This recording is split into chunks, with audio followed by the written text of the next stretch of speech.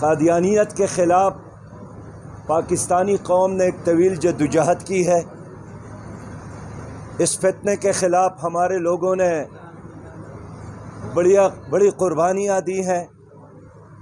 सबसे पहले सैयद अबुल आला मौदूदी रहमतुल्लाह अलैह को इसी मसला कादियानियत में फांसी की सज़ा सुनाई गई थी। बहुत सारे लोगों ने क़ैद और बंद की सऊबतें बर्दाश्त की है और उस पूरी जद्दोजहद के बाद हमारे आईन में कादियानियत के बारे में एक बिल्कुल वाज़े और क्लियर फैसला मौजूद है। तो आज हम इसलिए सुप्रीम कोर्ट आए थे कि हमारे चीफ जस्टिस के किसी लफ्ज़ से इब्हाम पैदा ना हो, किसी फैसले से